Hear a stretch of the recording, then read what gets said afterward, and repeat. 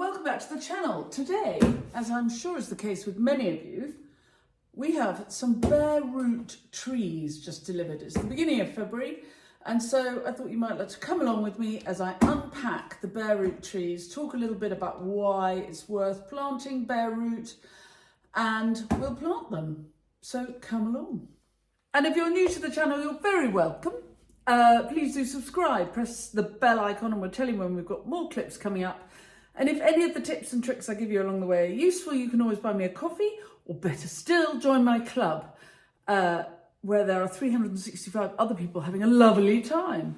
The links for coffee buying and club membership are in the blurb to all my clips. Right, on we go. Now, when you order plants bare root, they will arrive pretty much like this, which is a toolbox in which the plants are tucked. So the first thing I do before I open the box is I check the delivery note to make sure that I have been sent what I ordered.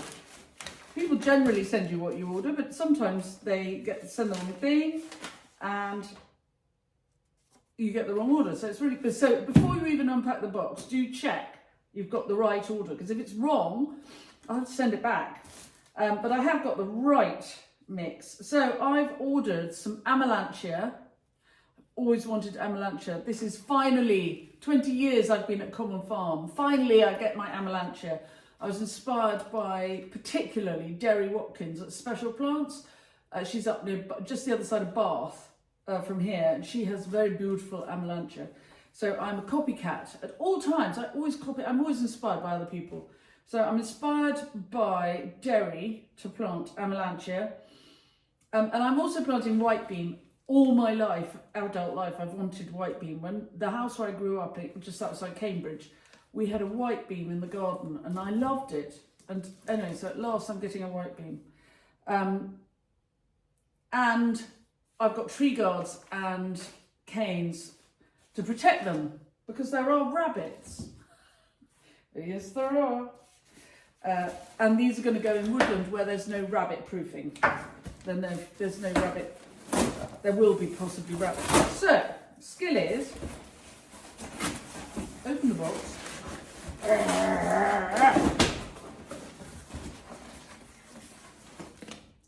Hello, babies.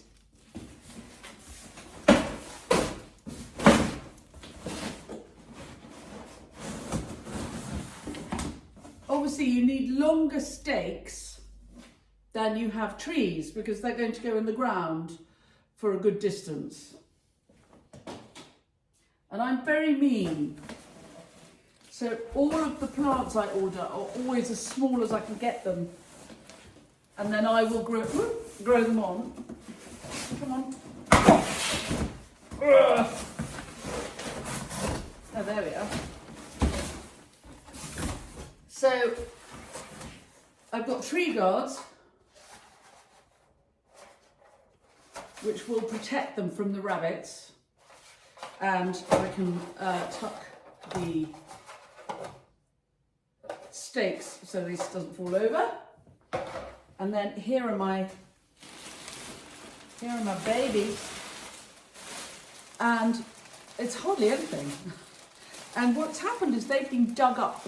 They will have been in the ground, and they've been dug up, and they've been sent to me bare root. So this is what bare root means. Oh, tea cake. I'm just going to let my dog in. Here comes the operatic. It's like Casper and Pam. Woo! Woo! Come on.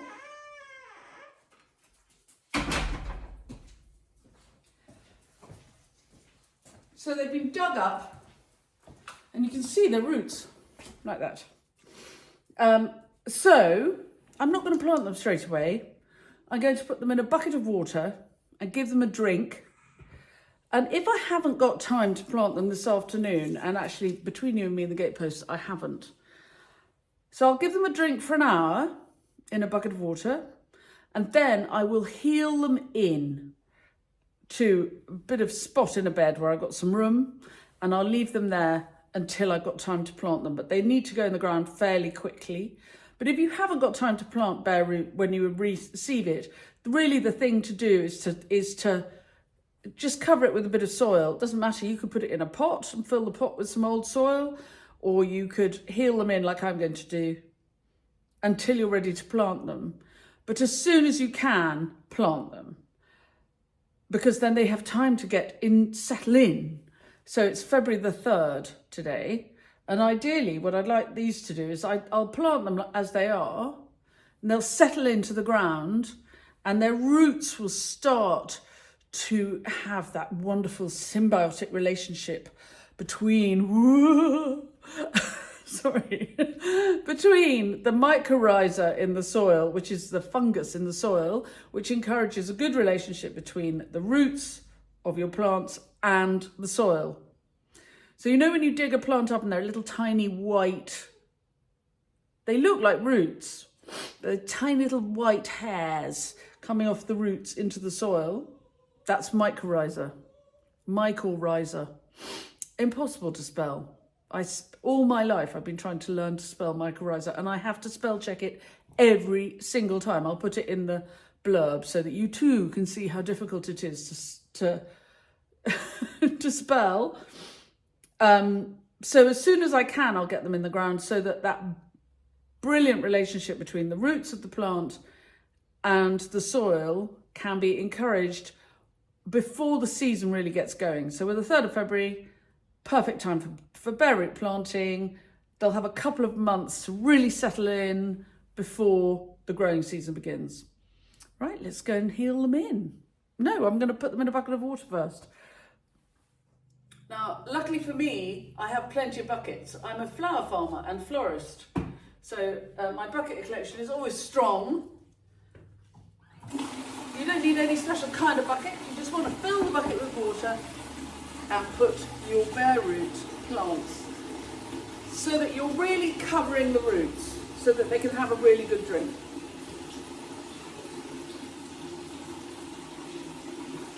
You don't want to watch this bit. It's very boring watching a tap run.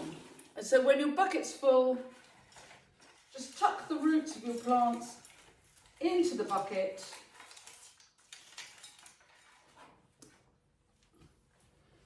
There. Bucket full of water, and I'm going to give them an hour before I root them. I'm not going to root them, I'm going to heel them into a flower bed before I plant them. Right, so it's a couple of hours later. I've had time to mulch some roses, and I made soup for Granny's lunch, put some stock on. Well, I went to the farm shop, got a chicken for Sunday lunch, put some stock with the giblets, and yes, we had mushroom soup, made a pot of tea. So while the tea is mashing, I'm just going to go and heel these in, and I'll show you how I do it. I've just poured away the water. I'm going to leave them tied together because then they're very easy to spot. I don't want them to start growing. They're only going to be healed in for a day or two. So I don't even need to split them up. I'm not planting them, I'm healing them in. Come on, I'll show you how. I kind of love this time of year. It's sort of gentle, blowy, not especially cold. You can get a lot done in a couple of hours. It's not dark at 4 o'clock, but you still haven't got used to the fact that there's so much daylight. So you rush and get surprising amounts done because you're still driven by the fear of the dark. Sorry about the angle. It's not very attractive. Anyway, I'll turn you off while I walk to where I'm going to heel them in. So I've got a little gap here. These beds are ready for their kind of late winter weed through and tidy up. There's a lot of weed action and beginning to be some self-sown seedlings coming through. Various bits have survived the winter. Anyway, we'll see how we go. But essentially right now I've got a gap. So I can just dig a very shallow hole and I'm going to lay them in sideways so that they don't try and... I just want them to sit there and not dry out, like this.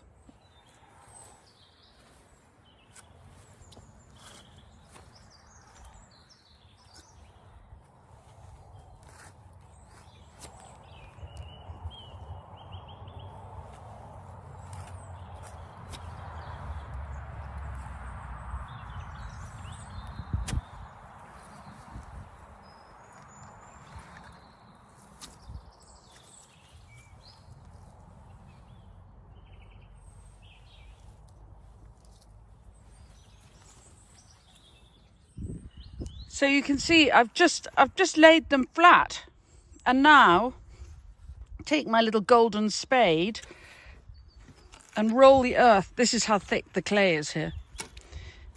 Roll the earth back on top. Hard to do one-handed, so I'll show you when I've finished. I'm just chopping up the earth a bit before I put it back over them, because as you can see, it's very solid. I'm doing this very gently. I don't want to break the roots. So there, I have very lightly covered up my little people, and I'm just heeling them in, not properly planting, and I can leave them there until I'm ready to put them in the ground. Last week Fabrizio was preparing places to plant these trees, and I don't know where they are. And he's not here today, so I've got to wait for him to come back. That's why I can't plant them today. Otherwise I would get them in the ground as quickly as I could. The reason it's worth growing things from bare root like this is if something's grown in a pot, then it sort of develops, it gets, even in a small way, it gets quite pot bound and a little bit precious and a little bit needs extra looking after. Whereas bare root, you plant it in the soil and it is directly in contact with its new home and begins to build its relationship with its new home straight away. And you do it in the winter and it's got time to settle in. I mean, of course you can plant plants in a pot in winter as well. But another reason to go for bare root is it's so much less expensive. I mean, like a third of the price. Or less. I mean, so much less expensive. So, a couple of days later, I've lifted up the trees, and here they are in water, so they don't dry out. We've got... So they're still in a little bit of water, and this is to stop them all blowing away. Here are the tree guards. These are going to be the tree guards, and this is root grow mycorrhiza, which will encourage the good relationship between the roots of the tree and the earth. And you can choose whether to use it or not, but we are quite keen on this stuff. So we're just making a slit trench. We're not putting any fertilizer or anything in here because we don't want to make a sump. We're going to pretty much heel this tree into a slit trench. So the mycorrhiza is in here in this water, and we will just sprinkle a little bit, slosh a little bit onto the roots of the tree as it's planted. Okay, I'm following you, Fabrizio, to the hole.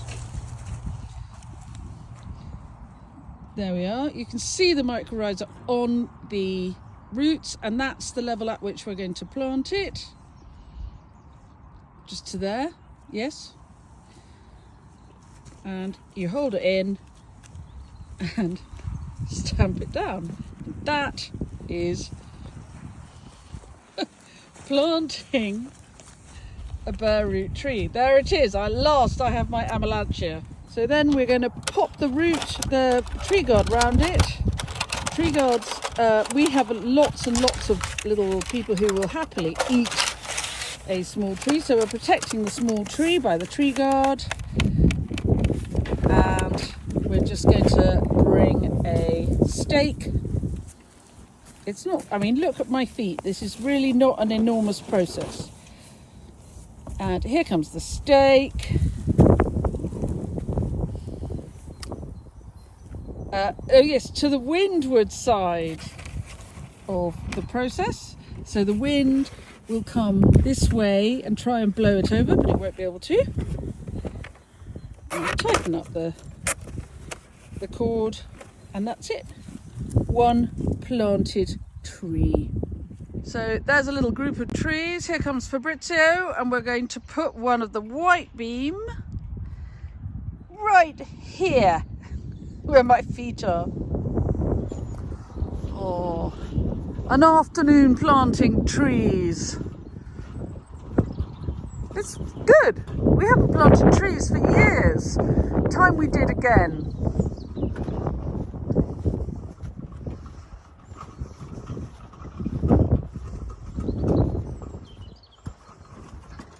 I'm going to push this right in the soil, it just stops the balls going in and Really parking. push it down, okay. And then stake it. There we are. Very tidy. That's second amelanchier in. Of course, tea cake always comes with us to make sure we're doing everything right. She's very patient. She'll just sit and watch. Are you a good girl, tea cake? Oh, I don't know about that. We mow a little patch when we find a new place to plant with the good old push me pull you mower. I think this is about 20 years old. It's my mother's. Right, there we are. They're all in. That's a nice hour's work. If you have space and room, plant a tree. And you'll do your entire environment a huge amount of good. There'll be somewhere for the birds to nest, somewhere for the aphids to overwinter. There'll be foliage for you to cut for your cut flower arrangements. There'll be shade in the summer. And mycorrhiza reaching out from the roots to find a friend across the field. And the world wide web of fungi, which holds our little earth together. We'll be glad of what you did. Anyway, have a lovely afternoon, everybody. I think we've deserved a cup of tea. Bye. There were no trees here when we came here, or hedges. All the trees that you can see in these images were planted by us, and we came to Common Farm in 2004. So if you fancy planting a tree, they don't grow overnight, but they do grow tall. And with trees in your garden, you get bird song, shade. I know I keep banging on about it, but it's really a lovely thing to do. And as my mother found when she went, I think she ordered a tree from a specialist nursery one day, and she said to I think it was a Copper Beech, and she said to the man who was selling her the tree, "Will it be too tall? Will it shade out my view for something?" And the man very kindly twinkled his little twinkly eye at her, and he said, "Not in your lifetime, madam." And I love that, because it reminds us that we plant trees not just for our own pleasure, but for generations and generations to come. And this time of year, late winter, is the perfect time to plant bare root like we have. And you might find that there are some sales about because the nurseries who've got a lot of bare root stock are keen for it to get used up and sold off. So have a look and see if you can find something. You might be inspired. If you have a small garden, a small tree. Have fun, do some research. And if you buy bare root, you will find it's much cheaper than buying a tree in a pot. And the bare root plant will spend the rest of the winter getting its feet down, getting its roots down, ready for the growing season. You might just keep an eye on any trees you plant in the winter bare root. And if you have a dry summer, give them the occasional bucket of water. because their roots won't be so deeply down. And be careful, it's worth giving them a tree guard, just because otherwise it's so easy to mow them over, even if you have no squirrels to ring bark them. Anyway, happy tree planting season.